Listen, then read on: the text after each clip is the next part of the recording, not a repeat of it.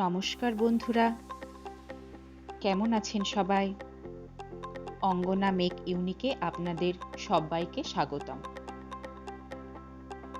আজ আমি যে রেসিপিটা আপনাদের সঙ্গে শেয়ার করব, এটি একটি ট্র্যাডিশনাল রেসিপি, রুই মাছের কোরমা। আমি প্রথমে একটি জ্যান্ত রুই মাছ কিনে নিচ্ছি। তাকে কেটে পরিষ্কার করে ধুয়ে তারপর আমি রান্নাটা শুরু করব। তো চলুন আমরা দেখে নিই রুই মাছের পিস করাটা।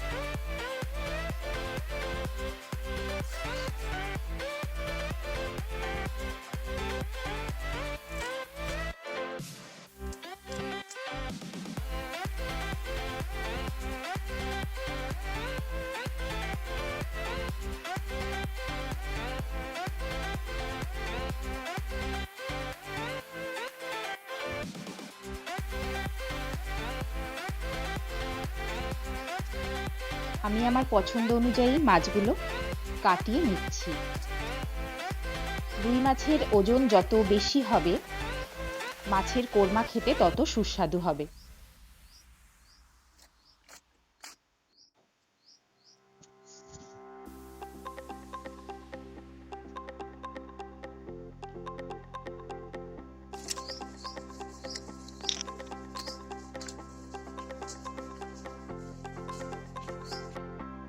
মাছ কেটে নেওয়া হয়ে গেছে। এখন আমি মাছগুলো খুব ভালোভাবে পরিষ্কার জলে ধুয়ে নেব।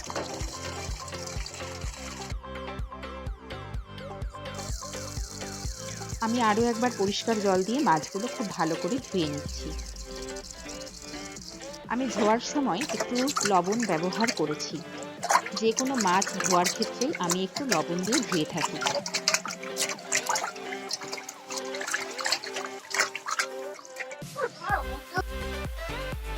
মাছ খুব ভালোভাবে ধুয়ে নিয়েছি।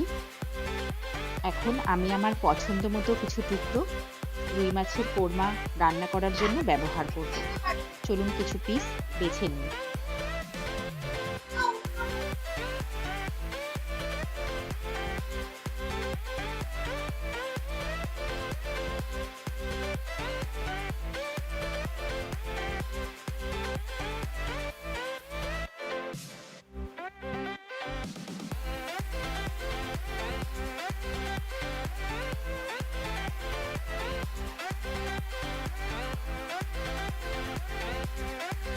আমি 6টি টুকরো বেছে নিলাম।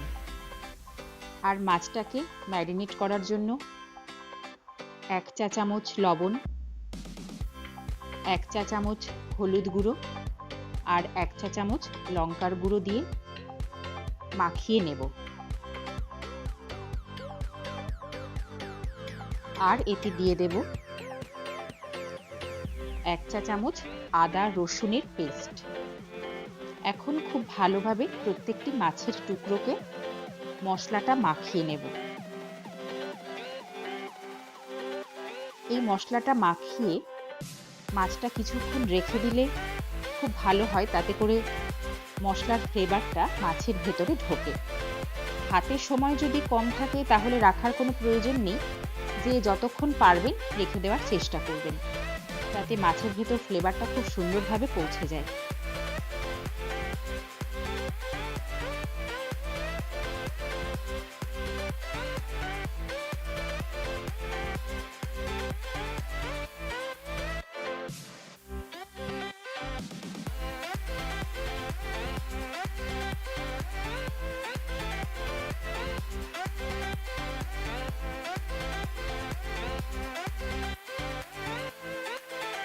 মাছের টুকরোগুলো আমার ম্যারিনেট করে রাখা হয়ে গেছে। এখন আমি গ্যাস অন করে একটা প্যান বসিয়ে নিয়েছি আর তাতে দিয়ে দিয়েছি 4 টেবিল চামচ পরিমাণ সাদা তেল বা রিফাইন্ড অয়েল। আমি এখন কিছু পেঁয়াজ কুচি এতে অ্যাড করলাম। এখানে 2টো বড় সাইজের পেঁয়াজ আছে, তাকে আমি কুচিয়ে নিয়েছি বেরেস্তা বানানোর জন্য। খুব ভালো করে লালচে বাদামি করে বেরেস্তা বানিয়ে আমি রেডি করব।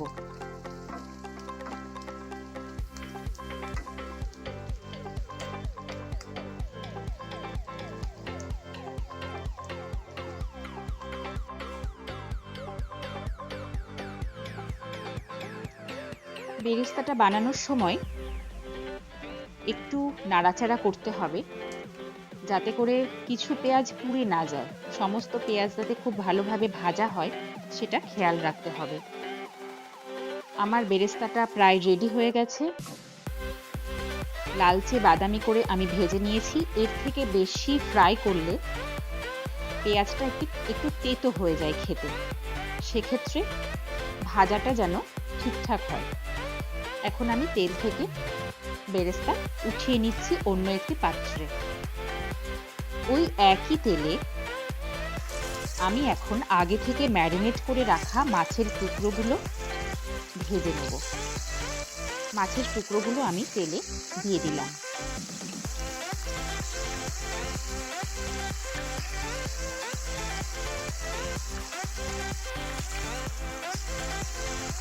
এক পিঠ হয়ে গেছে, এখন মাছের টুকরোগুলো আমি উল্টে দিচ্ছি। খুব বেশি ডিপ করে ভাজার প্রয়োজন নেই, হালকা বাদামি করে ভাজলেই হবে। বেশি ডিপ ফ্রাই করলে মাছগুলো স্টিফ হয়ে যেতে পারে, তাই মাঝামাঝি ভাজতে হবে। একদম নরম করেও ভাজা যাবে না, আবার খুব বেশি ডিপ ফ্রাইও করা যাবে না। এই রকম লালচে ব্রাউন বা লালচে বাদামি করে মাছের টুকরোগুলো ভেজে নিতে হবে। আপনারা সামনে থেকে দেখলে বুঝতে পারবেন আমি কতটা ভেজেছি। আমি আরও একবার অন্য পিঠটা উল্টে দিচ্ছি মাছের, যাতে দুটো পিঠ ঠিকঠাক ভাজা হয়েছে কিনা বোঝা যায়।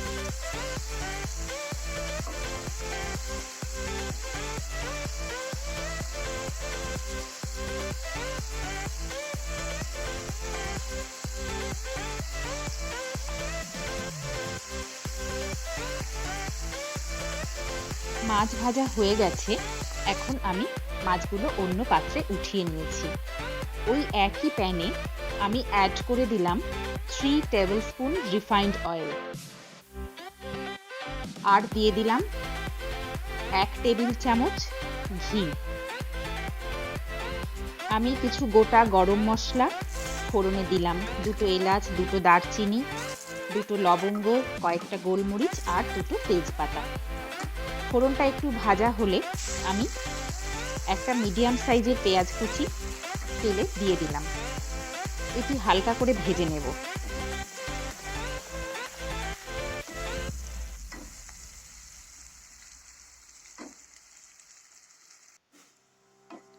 পেঁয়াজটা হালকা করে ভাজা হয়ে গেছে। এখন আমি এতে অ্যাড করে দেব একটা বড় সাইজের পেঁয়াজ বাটা। পেঁয়াজটা আমি পেস্ট করে নিয়েছিলাম। এখন আমি পেঁয়াজ বাটাটা একটু নাড়াচাড়া করে নিচ্ছি।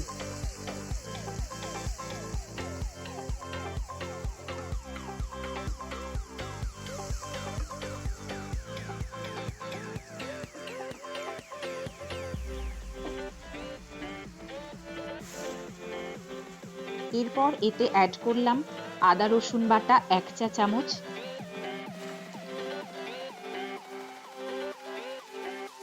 ধনের গুঁড়ো 1 চা চামচ, জিরে গুঁড়ো 1 চা চামচ আর লঙ্কার গুঁড়ো 1 চা চামচ। আপনারা আপনাদের প্রয়োজন মতো ঝাল ব্যবহার করতে পারেন। আর হলুদ দিলাম 1 চা চামচ, লবণ দিয়ে দিলাম স্বাদ অনুযায়ী। এবার খুব ভালোভাবে মশলাটা ফ্রাই করে নেব। মশলাটা খুব ভালোভাবে কষাতে হবে।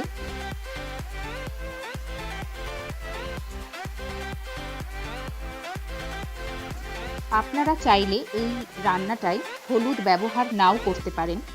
সেক্ষেত্রে আমি এখন যে হলুদটা দিলাম সেটাও স্কিপ করতে হবে, আর ম্যারিনেট করে রাখার সময় যে হলুদটা অ্যাড করেছি সেটাও স্কিপ করতে হবে। এখন আমি একটা বাটা মশলা এতে অ্যাড করলাম। এতে আছে 10টা কাজু বাদাম, 2 টেবিল চামচ পোস্ত আর 2 টেবিল চামচ টক দই। এগুলো আমি মিক্সিতে পেস্ট করে নিয়েছি।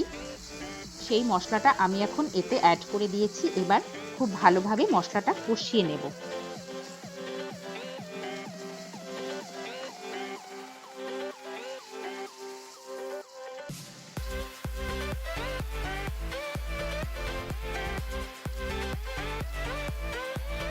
এই পর্যায়ে এসে দেখুন মশলা থেকে তেল ছাড়া শুরু করেছে, কিন্তু তার মানে এই নয় যে মশলাটা আমার কষানো হয়ে গেছে।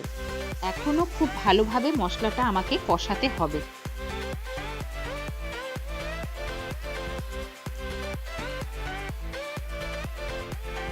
আমি এখন এতে অ্যাড করলাম হাফ কাপ পরিমাণ দুধ।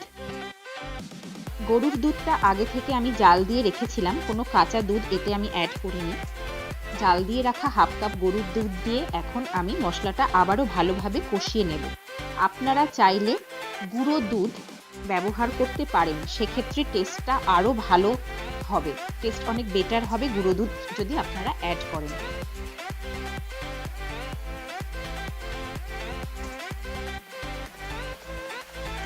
এখন খুব ভালোভাবে মশলাটা আমি কষিয়ে নিচ্ছি।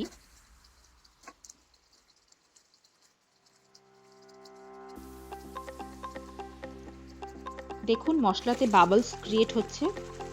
তো যখন এরকম বাবলস ক্রিয়েট হবে তখন মশলাটা মোটামুটি কষানো হয়ে গেছে। এখনও পুরোপুরি হয়নি, এখনও আমাকে মশলাটা কষাতে হবে। তেল ছাড়বে মশলাটা থেকে।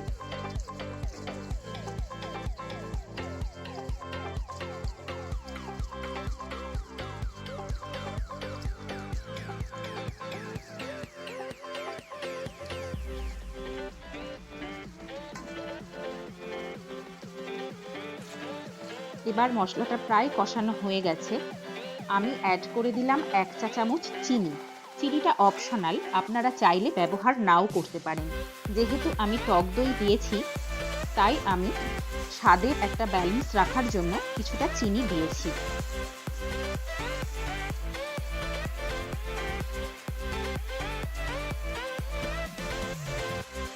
আমি আবারও মশলাটা খুব ভালোভাবে কষিয়ে নিচ্ছি। যেহেতু কাজু বাদাম দেওয়া আছে, আপনারা গ্যাসের ফ্লেমটা কখনো হাই রাখবেন না, তাহলে তলাতে ধরে যাবার একটা সম্ভাবনা থাকতে পারে। গ্যাসের ফ্লেম লো রেখে তবেই মশলাটা কষাতে হবে।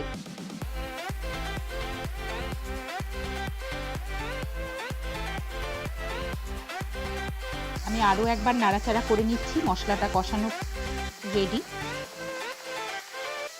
খুব সুন্দর একটা স্মেল বেরোচ্ছে। আপনারা অবশ্যই রেসিপিটা বাড়িতে ট্রাই করে দেখতে পারেন।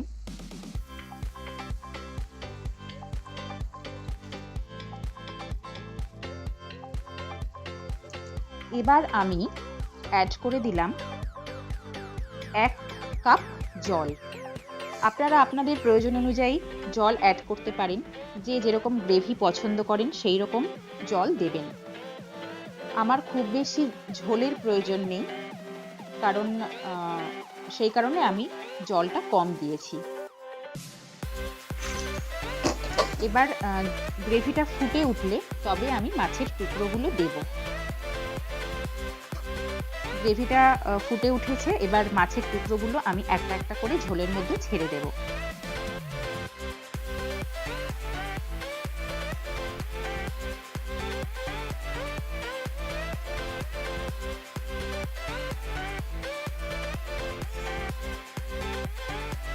এবার আমি ওপর থেকে ছড়িয়ে দিলাম 1/2 চা চামচ পরিমাণ গরম মশলার গুঁড়ো, 1 টেবিল চামচ পরিমাণ ঘি, আর আগে থেকে ভেজে রাখা যে বেরেস্তাগুলো রেডি ছিল সেগুলো আমি ওপর থেকে একটু ক্র্যাশ করে ছড়িয়ে দিলাম।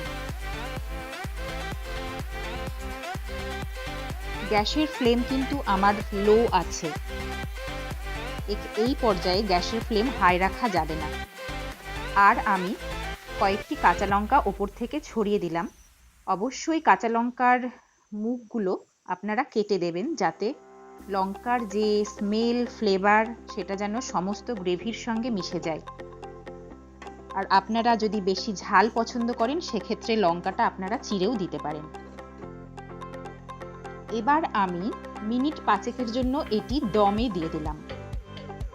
লো ফ্লেমে 5 মিনিট এটা রান্না হবে। 5 মিনিট পর ঢাকনাটা খুলে আমি মাছগুলো নাড়াচাড়া করে দেব আর উল্টে দেব।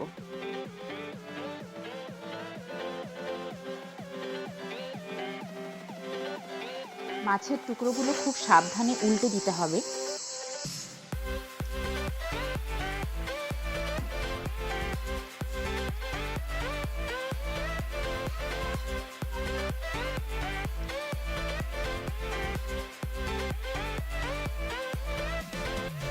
রেডি হয়ে গেল আমার রুই মাছের কোরমা রেসিপিটি।